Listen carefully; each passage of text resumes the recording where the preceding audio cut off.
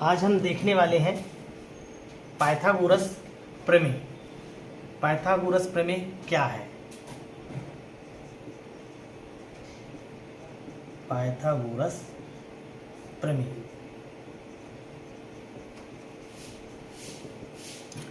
तो ये पाइथागोरस प्रमेय और एक होता है पाइथागोरस त्रिक। तो आज हम पढ़ेंगे पाइथागोरस प्रमेय। एक समकोण त्रिभुज है, समकोण त्रिभुज मतलब एक जिसमें एक कोण 90 अंश का होता है उसको समकोण त्रिभुज। तो ये पाइथागोरस प्रमेय की शर्त है कि एक कोण कम से कम 90 अंश का होना चाहिए। तो इसे 90 अंश का है तो इसमें हमने ए बी सी तीन बिंदु लिए। एक भुजा हो गई ए बी, एक भुजा हो गई बी सी और एक भुजा हो गई ए सी। त्रिभुज ए बी सी एक समकोण त्रिभुज, एक समकोण त्रिभुज है, त्रिभुज है। तो प्रमेय क्या कहता है कि ये भुजा और ये भुजा, तो इसमें रहता है कर्ण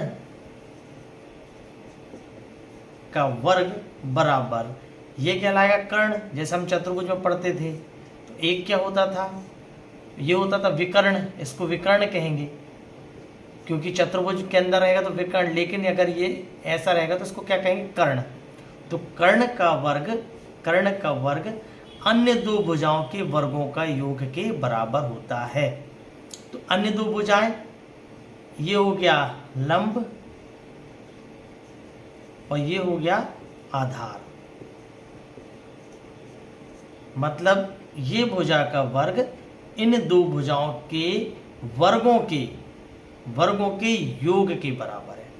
मतलब इसको और समझेंगे हम, ए सी का वर्ग, ए सी ये कर्ण है का वर्ग बराबर ए बी का वर्ग धन बी सी ये वाली भुजा का वर्ग। यह सूत्र है। अब हम इस सूत्र को याद करते हैं, कर्ण का वर्ग बराबर अन्य दो भुजाओं के वर्गों का योग, लेकिन होना चाहिए समकोण त्रिभुज। अब हम इसमें एक त्रिभुज लेते हैं जिसमें इसी त्रिभुज में हम मान लेते हैं ये है 4 सेंटीमीटर, ये है 3 सेंटीमीटर, 4 सेंटीमीटर 3 सेंटीमीटर एक त्रिभुज है। तो हमको अब ये वाली भुजा को ज्ञात करना है कि ये भुजा की लंबाई क्या होगी, ये कर्ण की लंबाई क्या होगी। तो सूत्र क्या है, कर्ण ए सी का वर्ग बराबर ए बी कितना है 3 का वर्ग धन बी सी 4 का वर्ग। क्या होगा, ए सी का वर्ग बराबर 3 त्रिका 9 धन 4 चौको 16। इसको और हल करेंगे तो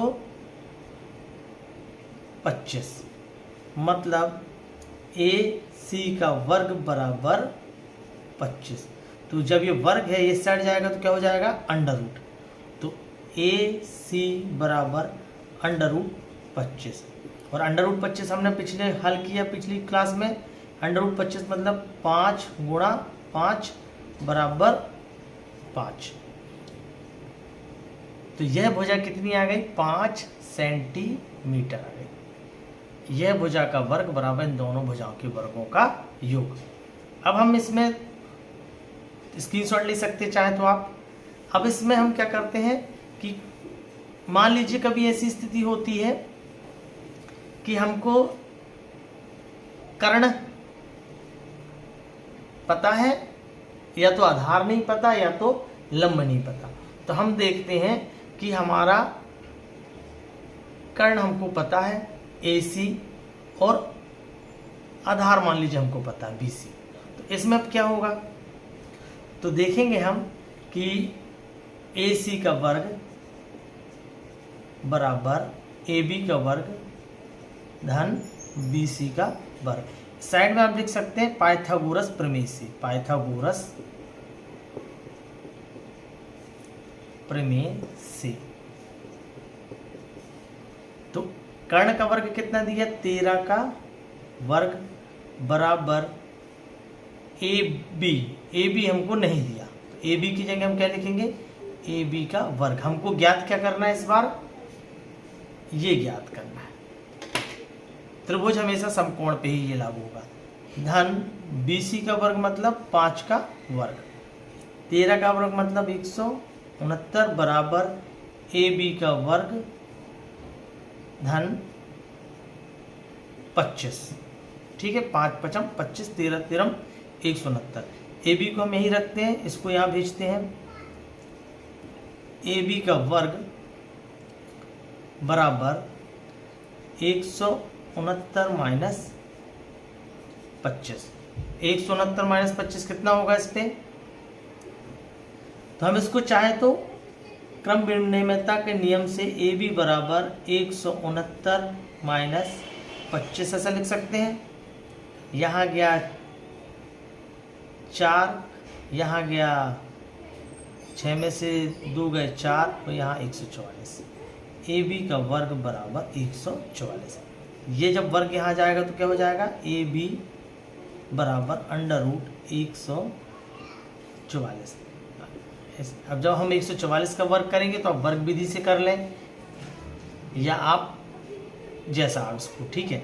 144 का वर्ग होगा 12 गुणित 12, मतलब ए बी बराबर कितना आ जाएगा, 12। जब ये अंडर रूट कटेगा तो 12 का वर्ग, ये से कटा 12 सेंटीमीटर।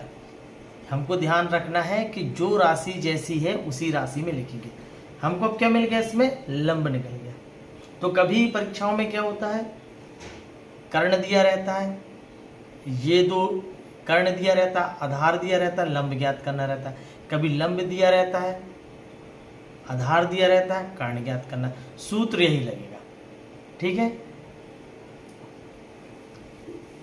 इसके बाद हम 5.4 प्रश्नावली में एक और आगे सवाल आएंगे हम कि बिना गुणा किए आपको सूत्र, समीकरण सूत्र की मदद से क्या करना है, वर्ग निकालना है बिना गुणा किए। क्वेश्चन है बिना गुणा किए, बिना गुणा किए वर्ग ज्ञात करें। ठीक है, हमको गुणा नहीं करना है, तो इसके लिए सबसे पहले हम कुछ सूत्र, एक होता है a प्लस बी का होल स्क्वायर, आपने पढ़ा होगा। हम इसको डिटेल में करेंगे कि कैसे बनता है। a प्लस बी का होल स्क्वायर बराबर क्या होगा, तो जब वर्ग होता है इसका मतलब क्या होता है कि हम इसको क्या कर सकते हैं, इसको हम क्या कर सकते हैं, अलग अलग लिख सकते हैं। a प्लस बी गुणित a प्लस बी, जैसे 4 का वर्ग होता है तो हम लिखते हैं 4 गुणित 4। तो इसी प्रकार a धन b एक कोई राशि है, इसको हमने ये गुणित ये कर दिया। ठीक, अब हम आगे देखेंगे a का गुणा हम करेंगे a में। a का गुणा किए a में तो क्या आया, a का वर्ग धन, इसका गुणा हमने कर दिया a में तो a का आ गया वर्ग। फिर a का गुणा किस में करना है, b में। a का गुणा करेंगे b में, b तो क्या हो जाएगा, a b, a into B, a into B लिखो या a गुणित b लिखो या a b लिखो, बात एक ही है। फिर क्या होगा, अब बारी किसकी आई, b की, धन b का गुणा a में करेंगे तो क्या आ जाएगा, b गुणित a ba, ये आया धन। b का गुणा b में तो b का स्क्वायर। अब ए बी और बी ए क्या होता है, क्रम विनिमयता का नियम क्या है कि क्रम बदलने से 7 गुणित 3 करो या 3 गुणित 7 करो, मतलब एक ही होता है। तो इन दोनों का मतलब एक है, तो हम इसको क्या कर सकते हैं, a का वर्ग धन ए बी धन, इसको भी हमने लिख दिया ए बी धन b का स्क्वायर। तो अब यहाँ पे आप देखेंगे ए बी धन ए बी, तो ए स्क्वायर धन एक ये है और एक ये है, तो कितने होगा, ये 2 होगा, 2 ए बी धन बी का स्क्वायर। ये हमारा सूत्र बनता है। ठीक है, तो ये सूत्र आपको आगे भी काम आएगा।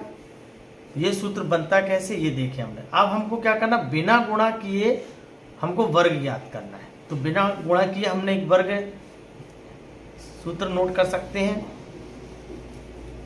सूत्र क्या है, a धन b का होल स्क्वायर बराबर a का स्क्वायर धन b का स्क्वायर धन 2ab। अब बिना गुणा किए एग्जाम्पल के लिए 39 का वर्ग ज्ञात करना है, प्रश्नावली 5.4 में। इसका लेकिन गुणा नहीं करना है, बिना गुणा किए।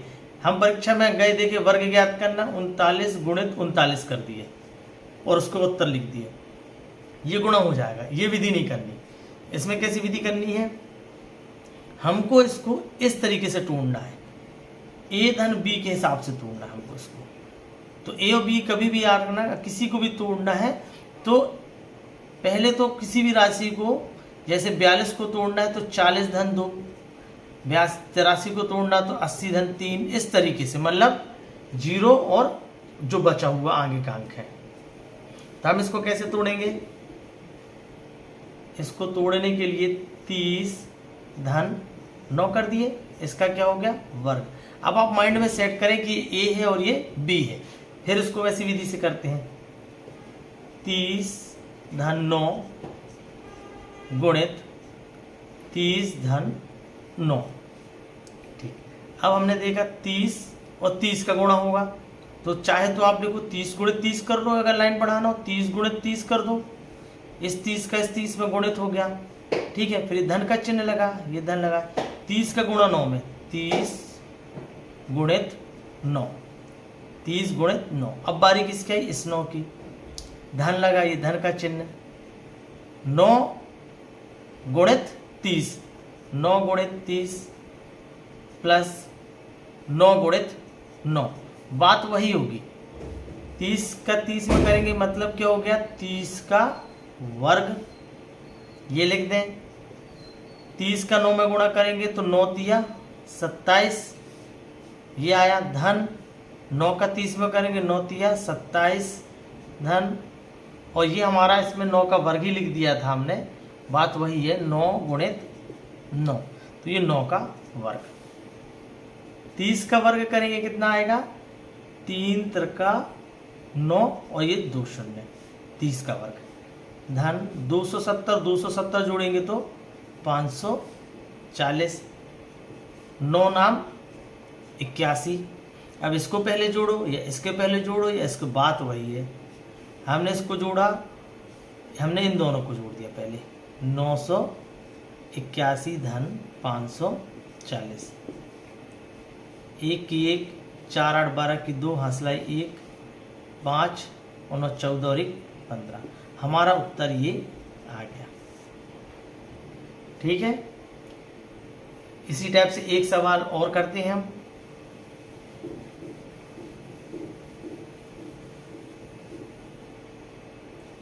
अगला 46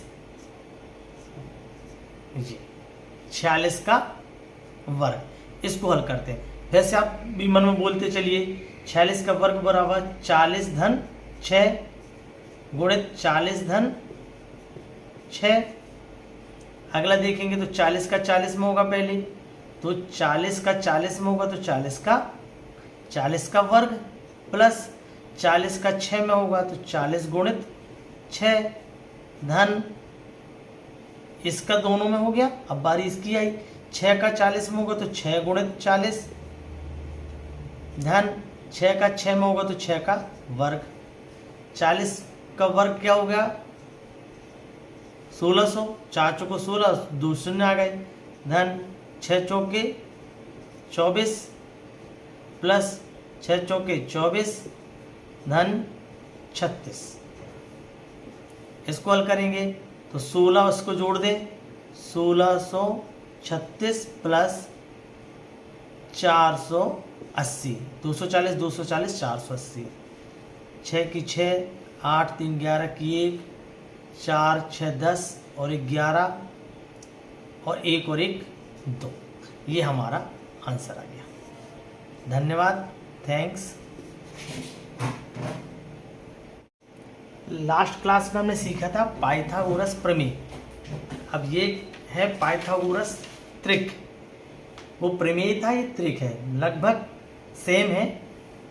वो त्रिभुज के लिए था, ये अंकों के लिए है। ठीक है, तो पाइथागोरस त्रिक क्या होता है? सबसे पहले हम समझेंगे कि पाइथागोरस त्रिक क्या है। ऐसी तीन संख्याएं जिनमें दो संख्याओं का वर्गों को जोड़ने पर तीसरी संख्या के वर्ग के बराबर होती है। मतलब पाइथागोरस प्रमेय जैसे था, पाइथागोरस त्रिक ऐसी संख्या है जो कोई दो संख्या के वर्ग के जोड़ आना पर वह तीसरी जो संख्या आएगी, जो तीसरी संख्या आएगी वह भी एक वर्ग होगी, वह किसी संख्या का वर्ग होगी, वह भी किसी संख्या का वर्ग होगी। थोड़ा सा जैसे हमने त्रिभुज में देखा था, ए स्क्वायर ऐसा था त्रिभुज में हमारा, कर्ण का वर्ग बराबर लंब का वर्ग धन आधार का वर्ग। ठीक है ना? तो इसमें क्या होता है कि एक संख्या का वर्ग बराबर किन्हीं दो संख्याओं के वर्ग के बराबर, या कहें किन्हीं दो संख्याओं के वर्गों का योग बराबर कोई एक संख्या होगी। ठीक, किन्हीं दो संख्याओं के वर्गों का योग तीसरी संख्या के वर्ग के बराबर होगी। अब हम इसमें क्या होगा कि ऐसी संख्याएं देखते कौन सी होती है। तो इसमें देखते हैं हम 3 का वर्ग धन 4 का वर्ग। हम करते हैं इसको तो क्या आता देखते, 3 का वर्ग हो गया 9 धन 4 का वर्ग 16, यहाँ हो गया 25। तो 25 किसके वर्ग के बराबर है? तो 25 किसके वर्ग के बराबर? 5 के वर्ग के। मतलब हमको 3 संख्या मिल गई, एक संख्या 3, एक संख्या 4 और एक संख्या 5। इन दोनों के वर्गों का योग इसके वर्ग के बराबर है। ठीक है, अगली और संख्या देखते हैं हम।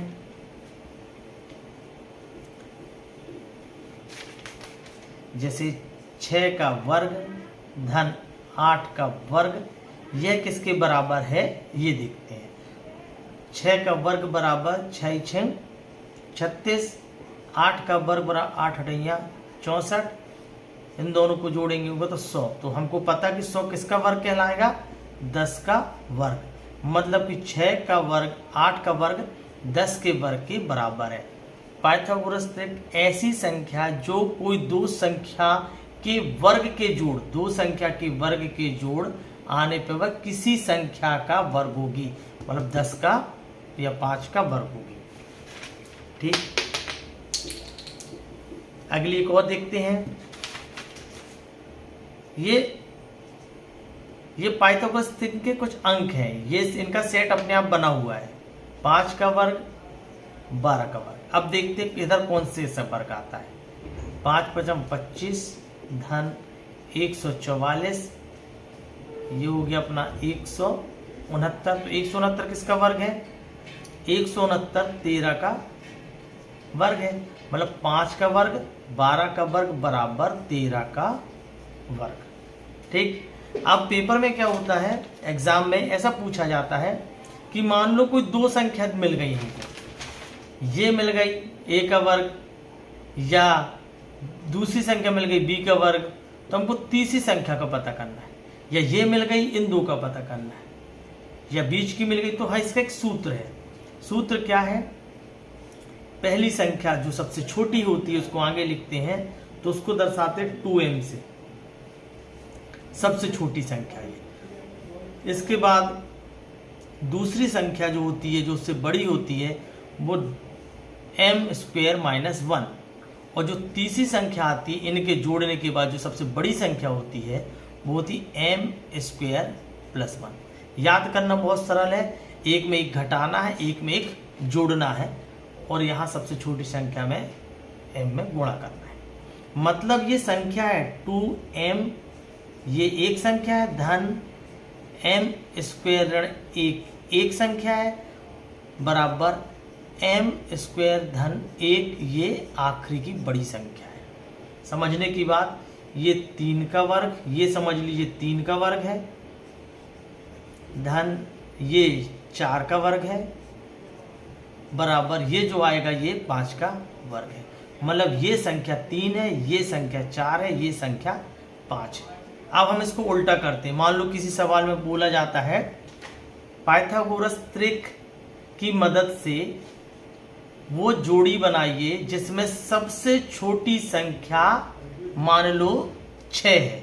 सवाल में दे दिया कि हमको 6 पता है कि 6 सबसे छोटी संख्या है, तो हमको वो पूरी त्रिक लाइन पता करना, तीनों अंक पता करना है। तो 6 मिल गया हमको। अब हम इस सूत्र में क्या करेंगे, 6 को रखेंगे, तो सबसे छोटी वो लाइन में सबसे छोटी, तो छोटी मतलब क्या हो गया, यहां पे आएगा ये, ठीक है। तो हम देखते सबसे छोटी यानी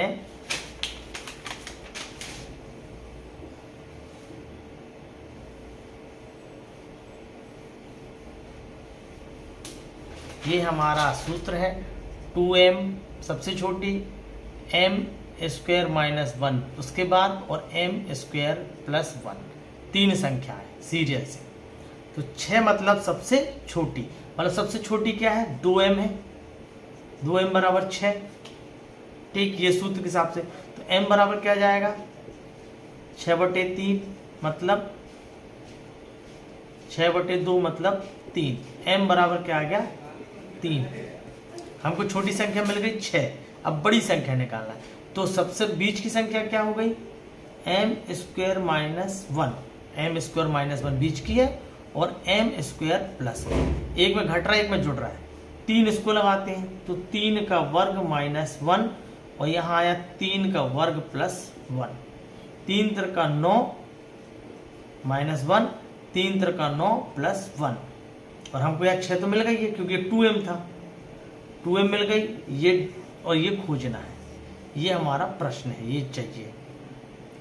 9 में से 1 गए 8, और 9 में 1 जुड़ गए 10, मतलब हमारी 3 संख्या कौन सी हुई, 6, 8 और 10, ये हमारा जोड़ा बन गया, ठीक।